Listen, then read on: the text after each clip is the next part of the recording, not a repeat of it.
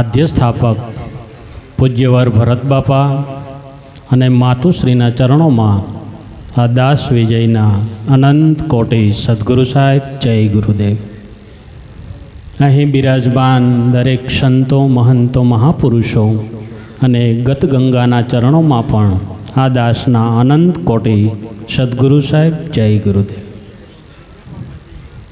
અસલ ગામની પવિત્ર અને પાવન ભૂમિ જ્યાં હંસા કરે કિલોલ, આપણે એવા ઉરમાં જઈએ ભાઈ જ્યાં આપણા પોતાના મળે. આમ તો અમારે રામગીરી બાપુને ત્યાં ગયા અને ત્યાંથી પછી બાપાને આમંત્રણ આપવાનું હતું વાયક એક કાર્યક્રમનું. અનાયાસ યોગ બની ગયો વાલા. અમે અહીંયા આવીને જોયો તો ખૂબ આનંદ થયો અને બાપાએ કીધું કે ગુરુ પૂનમનું છે વાલા. તો અમે પણ સદભાગી બન્યા કે મહાપુરુષનું સાનિધ્ય સાંપડ્યું, આપ બધાના દર્શન થયા. સંતો મહંતો અને મહાપુરુષોનું એક નિચોડ છે ભાઈ કે સદગુરુથી ઊંચું પદ આ જગતમાં કોઈ નથી, કોઈ નથી, કોઈ નથી. તમે અબજોપતિ હોવ, કરોડપતિ હોવ, ધનવાન હોવ, મોટા વિદ્વાન હોવ, આઈપીએસ હોવ, આઈએએસ હોવ, પણ બાપ ગુરુ એ ગુરુ છે. ગુરુથી મોટું આ જગતમાં કોઈ નથી. એવું આખા બ્રહ્માંડના આ વિશ્વના જે કાંઈ સંતો મહંતો મહાપુરુષો કહી ગયા એ બધાનો નિચોડ એ જ છે. એક ભજન ઋષિ માર્કંડનું છે કે એમાં 50 કરોડમાં પાણી. અમે આવ્યા ત્યારે એ જ નક્કી થઈ ગયું કે 50 કરોડમાં પાણી છે આજ તો. અને વચ્ચે આ શક્તિ દર્શાણી તો પૂજ્યવર ભરતરામ બાપાએ શક્તિ ઊભી કરી. બાપ એ કઈ શક્તિ? તો કે આત્મશક્તિ. આ 50 કરોડમાં પાણી નથી. અમે આવ્યા બાપ બધે દરિયા જેવું લાગતું હતું અને એ દરિયાની અંદર, એ વિશ્વ દરિયાની અંદર, આ આકાશ દરિયાની અંદર, આ જગતની અંદર બાપ આવા મહાપુરુષો શક્તિ દર્શાવે છે. એ કયા રૂપમાં સંતે કીધું છે એની આપણને ખબર નથી, કઈ રીતે કીધું છે એની ખબર નથી, પણ આ તો પ્રગટ પરચો કે ભરત રામે અહીંયા ઉદ્ભવ કર્યો, આ ગુરુ પૂજન કરાવ્યું તો સાહેબ અત્યારે 50 કરોડ ચારે બાજુ પાણી પાણી પાણી છે ને. તો તમારું મારું પ્રાગટ્ય અહીંયા કેમ થાય? જગત આખું છે, આખું વિશ્વ છે, આજુબાજુના ગામડા છે, અરે અનેક મહાપુરુષો છે, અનેક જગતના અંશો છે, તો બધાનું આકર્ષણ નહીં. અને આપ જેવા ગણા ગાંઠા અહીંયા આવ્યા છો, આનું કારણ તો સમજો વાલા. હે, અહીંયા અબજોપતિ હશે, આ ગામમાં કરોડપતિ હશે, અરે ધનવાન છે, આમ તા દેવા વાળા હશે બાપ, પણ અહીંયા તો પગ પેસારો તો સદગુરુના બાળકનો થાય. એટલે સંતોને વારંવાર કેવું પડ્યું કે મળ્યા છે એને મળશે. આ પૂર્વ જન્મની પ્રીતે આ નવા ખાતા નહીં ખુલે, આ યુગો યુગની રીતે બાપ. સંતો મહંતો મહાપુરુષોનો નાતો છે એ આજનો નથી. આપના હૃદયમાં કદાચ એવું હોય કે આજે અમને ભરત બાપા મળ્યા ને અમે એના શિષ્ય નહીં બાપ. તમે ને અમે તો એક યુગોના ક્યારના મળેલા છે, એટલે આજે મળવાનું થયું. વચ્ચે પરિસ્થિતિનું નિર્માણ એવું થયું કે આપણે ભૂલી ગયા, એકબીજાનો સંબંધ યાદ ના રહ્યો, અને આ મહાપુરુષનું પ્રાગટ્ય થયું તો ફરી પાછો આપણો સંબંધ તાજો કરી દીધો. એટલે આ જગતની અંદર પૂજ્યવર ભરત બાપા આ અસલ ગામની અંદર આ ધરોહર જ્યોત જગાવી છે વાલા. જેટલું પીવાય એટલું પી લેજો. અને ગુરુ તત્વ એવું છે ને વાલા, આ 2 હાથ અને 2 પગ વાળા ના સમજવા. ભરતરામ એટલે 2 હાથ ને 2 પગ વાળો નહીં. વિરમ ગામની બાજુમાં ગામ છે, અસલ ગામમાં રહે છે ને ત્યાં જન્મા છે એ નહીં બાપ. એ અખિલ બ્રહ્માંડનો માલિક છે, આખા વિશ્વને ચલાવનારો છે. સાહેબ જ્યારે એ નક્કી થાય ને ત્યારે ભરતરામ સમજાય એવું છે. બાકી તમને જ્યાં સુધી મનમાં એવું હોય કે અમારો ગુરુ 2 હાથ વાળો છે, 2 પગ વાળો છે, ક્યારેક બાઇક ચલાવે છે, ક્યારેક ગાડી ચલાવે છે, ક્યારેક ગાદી ઉપર બેસે છે, ક્યારેક બોલે છે, ક્યારેક સત્સંગ કરે છે, રાય આ વસ્તુ છે એ જગત માટે છે, સદગુરુના બાળક માટે નથી. અરે વિરોચન ગામની અંદર જન્મેલો ભરતરામ પણ તમારો ગુરુ ના હોઈ શકે. સમજાય છે ને? આ એવી અવિગત વિદ્યા છે કે સાહેબ, સાહેબ સબકા બાપ હૈ, બેટા કિસી કા નાય, બેટા બનકર અવતરે વો સાહેબ કહાવત નાય. સાહેબ આપણે તો એને લેબલ આપ્યું છે ભરત સાહેબનું. તો સાહેબ, સાહેબ જન્મે ક્યારે? જ્યારે આપણા દિલની અંદર નક્કી થઈ જાય, તમારા મારા દિલની અંદર, કે આ સૂર્યનો કરતા પણ ભરતરામ છે, ચંદ્રનો કરતા પણ ભરતરામ છે, અરે આ પૃથ્વીના કણે કણનો કરતા ભરતરામ છે. જ્યારે આ દિલમાં સચોટ સાબિત થઈ જાય ને, ત્યારે નક્કી કરવું કે મારા ગુરુ ભરતરામ છે. અને જ્યાં સુધી આ નક્કી ના થાય ત્યાં સુધી સાહેબ તમે કોઈને કહેતા પણ નહીં કે ભરત બાપા અમારા ગુરુ છે ને અમે એના શિષ્ય છીએ. પહેલા તો નક્કી દિલની અંદર એ કરો કે અખિલ બ્રહ્માંડનો માલિક જે છે, એ બે હાથવાળો, એ બે પગવાળો, એ શબ્દ આપનારો, એ મહાવચન આપનારો એ ભરતરામ છે. એ રામથી જુદો નથી બાપ, એ કૃષ્ણથી જુદો નથી, એ રામદેવ પીરથી જુદો નથી, એ ઉગા રામથી જુદો નથી, એ ભોજલ રામથી જુદો નથી. અને જો એનાથી જુદો ના હોય તો આપણાથી ક્યાંથી હોય બા?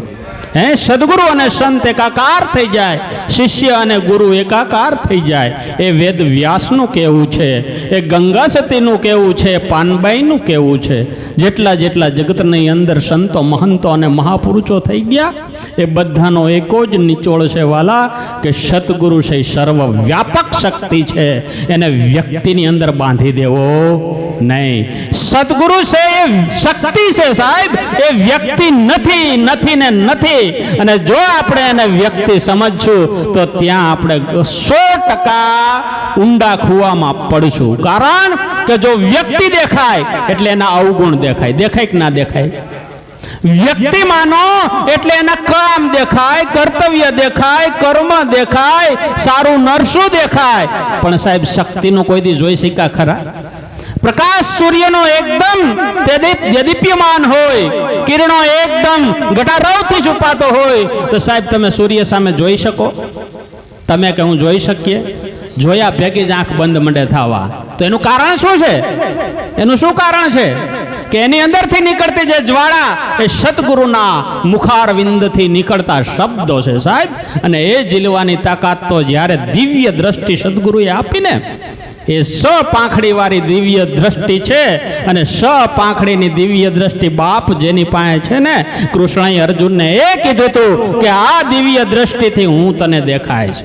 આ ચામડાની આંખથી જોઈ શકાય નહીં સાહેબ. આંખ બંધ કરો એટલે અંધારું થઈ જાય, અને અંધારું થઈ જાય એમાં ઉજાસ ફેલાવે એ આપણો સદગુરુ. જગતની અંદર આપણે કોઈના બાપ બની બેઠા, આપણે કોઈના મા બની બેઠા, કોઈના દીકરા બન્યા, કોઈના જમાઈ બન્યા, કોઈની વહુ બન્યા, કોઈની દીકરી બન્યા, કોઈના માસી બન્યા. સાહેબ ઘણા સંબંધો જગતના રૂલ્સથી બન્યા, પણ સાહેબ આપણે કોઈના દાસ ના બન્યા. અને સંતો એમ કહે છે કે હરદમ સંતોના દાસ બનીને રહ્યો. અને સાહેબ દાસમાં મજા છે ને, એવી સાહેબ એ કેમાં નથી. દાસ છે સર્વોત્તમ સતા છે, મહાપુરુષો છે એ સદગુરુના ચરણોના દાસ બનીને રહ્યા છે.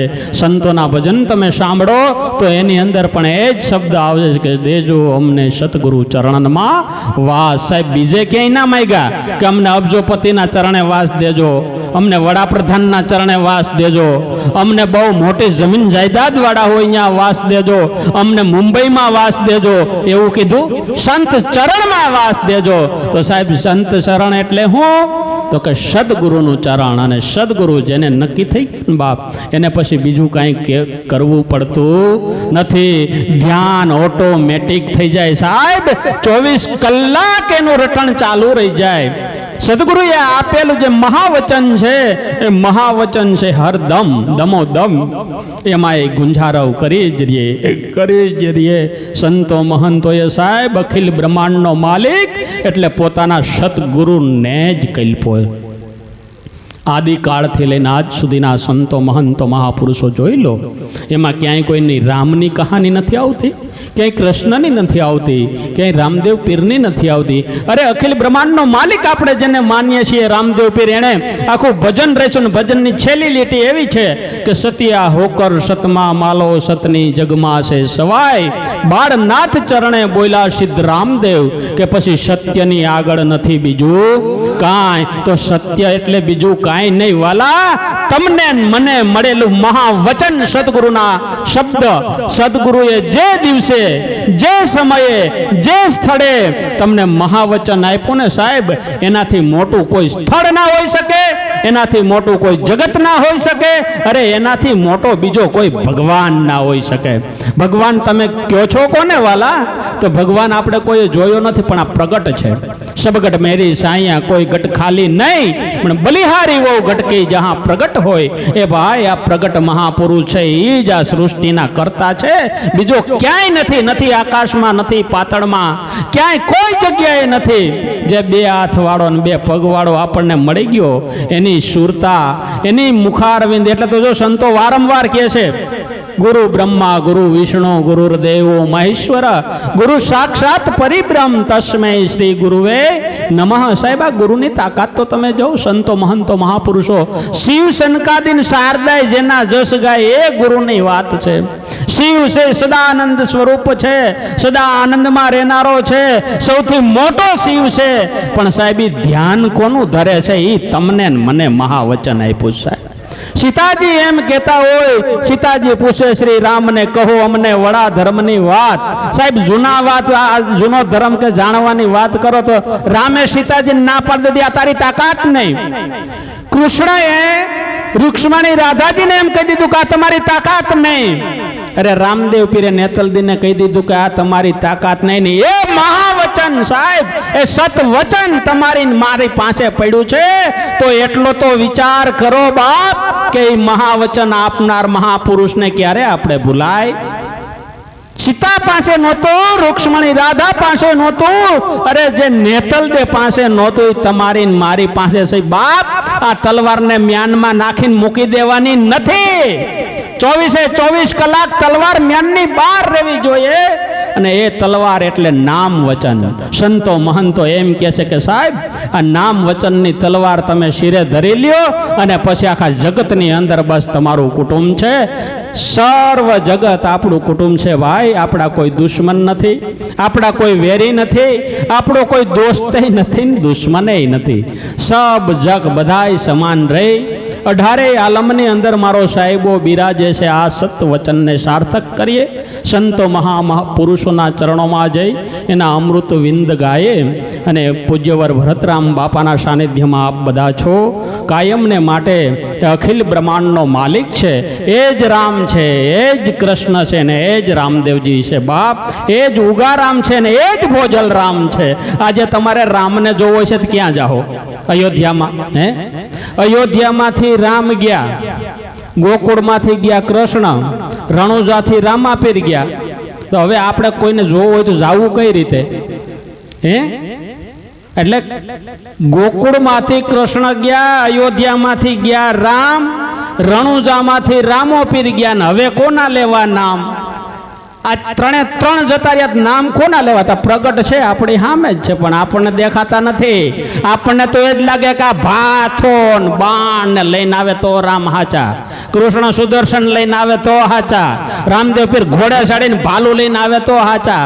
એટલે કેમ બાઇક લઈને ના આવી શકે? આજના યુગ પ્રમાણે બાઇક ને ગાડી છે, તો હું રામકૃષ્ણ લઈને ના આવે ને? તો કે ના એ નહીં, અમારે તો ઓલા જ જોઈએ. સાહેબ આ આપણી ખામી છે બાપ. સદગુરુને પૂછી લેજો, એના ચરણમાં જઈને આ વાત જાણી લેજો. પૂજ્યવર ભરતરામ બાપાએ અમને અણમોલ અવસર એવો આપ્યો. આપ બધાના દર્શન થયા.